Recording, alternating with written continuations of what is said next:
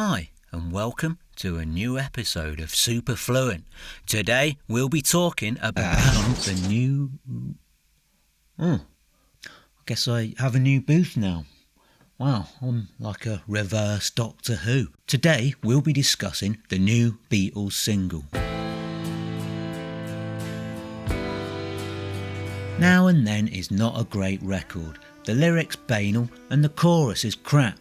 The verse is pretty, but it's a competent kind of pretty. A kind untouched by the genius that has us all still talking about the Beatles 61 entire years after they released a different single with banal lyrics and a crap chorus. Love me do, you know. But in this sense at least, Now and Then is a perfect bookend to their career.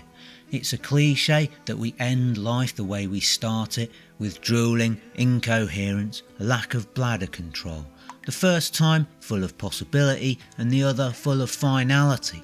So maybe, for all that Now and Then is a dodgy record, it's also an artistic statement of deep, inadvertent genius, a shaky final single that together with their shaky first one holds up a beautiful, savage mirror to the circularity of life. Maybe that's why they put Love Me Do on the B-side, pop pickers? But first, let's ask ourselves, could this record have been any better, and is it anyone's fault it's not? I covered the backstory to this single in earlier videos on Free as a Bird and Real Love, but to recap, back in the days of Sonic the Hedgehog, Yoko Ono gave Paul McCartney a tape of rough cassette demos of never finished Lennon songs dating from the days of Datsun 280 Zap. Two of these songs were worked up into Beatles comeback singles, but the band got stuck while working on a third. This song, referred to as I Don't Want to Lose You or Now and Then, was tinkered with but abandoned, and, depending on which source you believe, this was either because the technical hurdles posed to 90s technology by the tape were too great, or because George Harrison thought the song was fucking rubbish. So let's tackle those charges one at a time. In technical terms, all four demos on Yoko's cassette were rough. How was Now and Then any worse than the two they used? The curious among you will have already found John's demo version and heard this. And if I make it through, so... Sounds reasonable enough, right? Except that's a cleaned up version that's appeared online since. No doubt created with the aid of modern noise reduction plugins. It's not what the Beatles worked with back then. This is. And if I make it through, so nasty, eh? Back then, in the days of World Cup USA 94, there really wasn't much you could do with that. But they gave it a good old go, making 2 attempts during their year-long reunion project. It was these attempts that we have to thank for George Harrison's presence on the track, who completed a couple of guitar parts and supposedly some vocals, they must be in the chorus somewhere, before he threw up his hands, later saying, "I didn't think it was much of a song." Which brings us to the charge of rubbishness. Let's examine what was there in terms of raw material. The verse is the most fleshed out part and, in signature Lennon fashion, makes an irregular number of bars, 10 rather than 12 or 8 or any other number divisible by 4, sound totally natural. Then there's a long bridge containing some promising ideas and peaking with the song's most inspired moment. And this is followed by the worst section, basically another weaker bridge.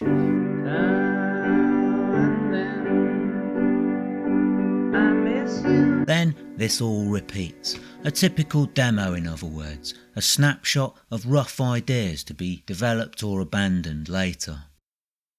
There's plenty to work with there melodically, but the two big problems are that 1, there's no chorus, and B, he spends much of what's there mumble singing in lieu of the proper, fleshed out lyrics he no doubt would have written had the Chapmans of Fort Worth, Texas, found something better to do one night in August 1954 instead of retiring to their boudoir to indulge in the sex game known as making a murderer. As it stood, the only way to use this song's best ideas would have been for Paul and George to write lyrics and sing those parts themselves, like on Free as a Bird. The state of the tape and George's impatience precluded that possibility in 1995.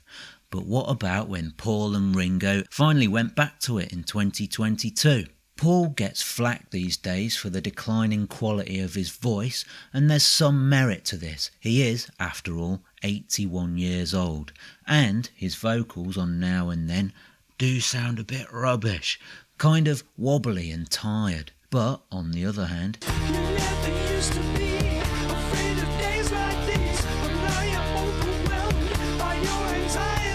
him sounding perfectly decent and hitting the high notes in the same year. So Paul could have stepped up with some lead vocals on this, but chose not to.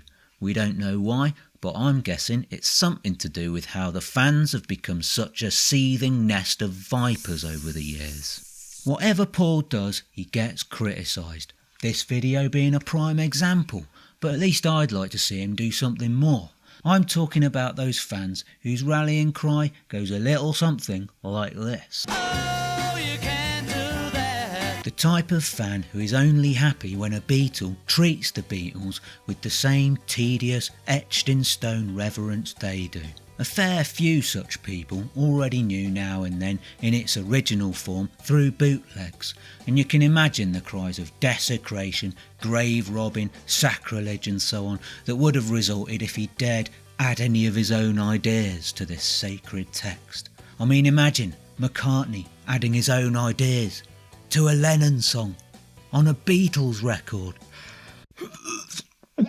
If he decided to take the shortest, least controversial route to finishing it, who could blame the poor sod? I'll tell you who. Me. The Beatles never used to let hurt feelings get in the way of making the best possible record, whether among themselves or the hurt feelings of the fans they would alienate every time they changed their sound. Here's some letters to the NME from fans complaining that the band had lost it.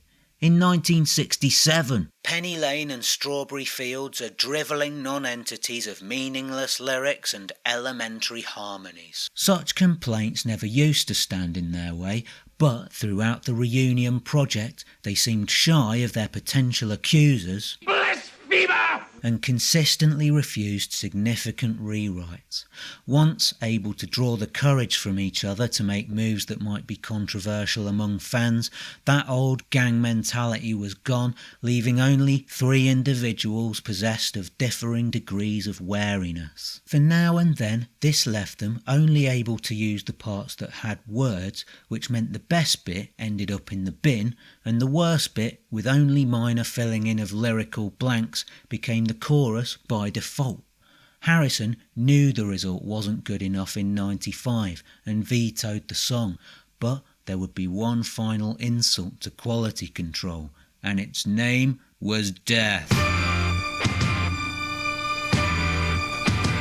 To make it onto a Beatles record, ideas used to have to get past 4 highly opinionated individuals. But each fewer Beatle saw the bar get lower. No more Harrison, no more veto.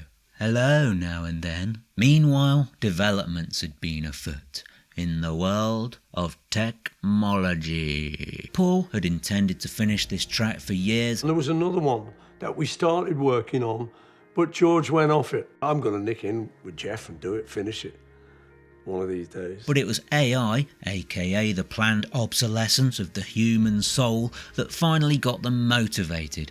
And There's no transforming these records until they get AI on the job, and you know that's coming. Yeah, you heard this totally predictable turn of events here first, thank you very much. And I'd like the forthcoming Terminator armies to remember that when they come for the YouTubers. AI supposedly met the Beatles courtesy of Peter Jackson, a man whose contributions to civilization include this exchange. Your mother ate my dog!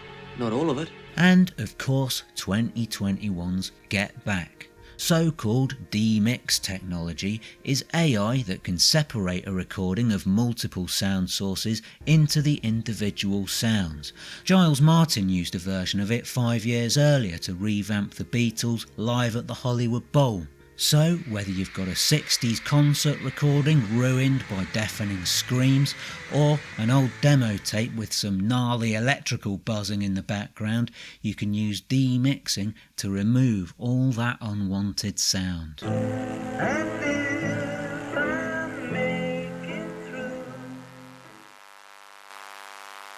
It's like it's in the room with us. But seriously, what they did with this was amazing, separating Lennon's voice to produce a studio quality vocal. I know it's true, it's all because of you.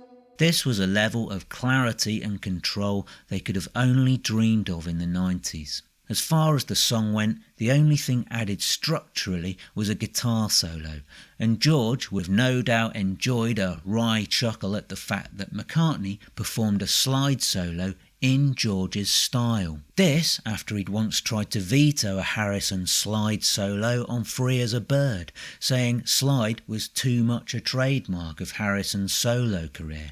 But this seeming 180 from Paul isn't hypocrisy. I think it's more about the difference between how you interact with a living person versus how you interact with the memory of them. When they're not here to represent their side, the decent, loving thing is to represent it for them, as McCartney does here. Besides that, there was little for the surviving members to do but play along with the song. The video includes present-day footage of Paul and Ringo jiving alongside superimposed past-day footage of the two dead ones taken from an unused Hello Goodbye video. It's lovely seeing John as a young guy goofing around, but the 90s footage is probably easiest on the taste buds and provides my favourite moment. George was the one who could always be relied on to puncture their illusions, and the look of visible boredom on his face as they play the intro is probably his most heartfelt contribution to this whole project. One last puncturing from beyond the grave. And amongst all this archive content, especially moving is the appearance of this White & Rogers 1F86 digital thermostat, taken from the classic 80 series and designed for use in single stage systems. This non-programmable, simplified unit is well rated among end users and still available for purchase. Buy your Paul McCartney endorsed White & Rogers digital thermostat by clicking this link today. The result of all this mishmash is, depending on your point of view, either goofy and endearing or kind of rubbish and weird.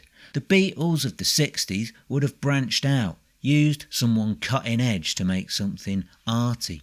But those days are long gone, and this is more of a Paul and Ringo fronted museum exhibit of the cutting edge they once occupied, which is fair enough, I suppose.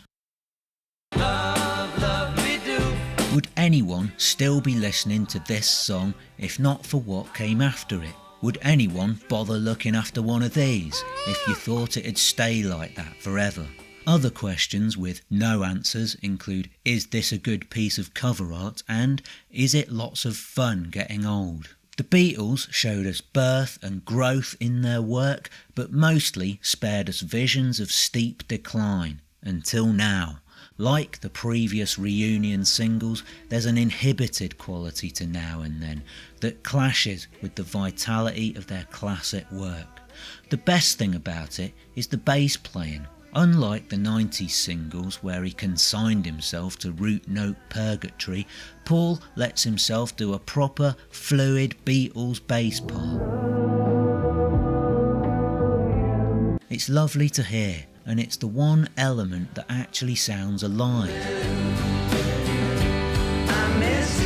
Liberated from the stifling, unbeatly respectfulness that hangs like a weighted blanket over the rest of the track. As for George, he probably has a bigger presence on this than on some Beatle classics. Mal Evans the roadie featured more on A Day in the Life than he did, but he still doesn't make much impression.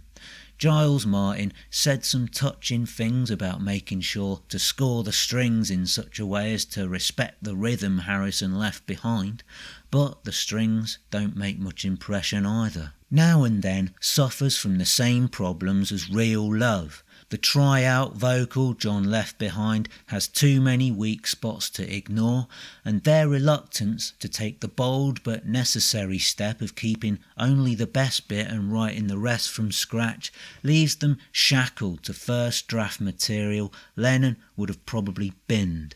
Tiptoeing around someone's 50-year-old practice run is no way to make great records, with Paul and Ringo left trying to beef up the weak chorus with layered vocals.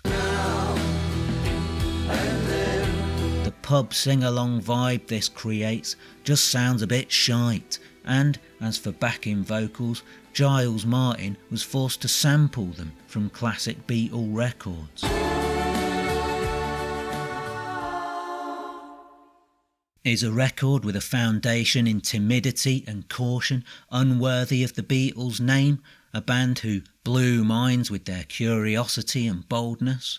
People also loved them for growing and changing while expressing universal themes, so maybe Now and Then is worthy as one last step on that journey, because the ultimate destiny of all growth is decline, a wobbly voice and dead friends. So now, here's the ultimate band of youthful vitality, old and severely diminished in numbers. For a long time, Beatle fandom hasn't been about being challenged, it's been about cosy familiarity. Now, at last, we're being challenged once more, to look upon wizened, aged faces without despair. It's one last mirror held to the human condition, one last universal theme expressed. It's still crap though.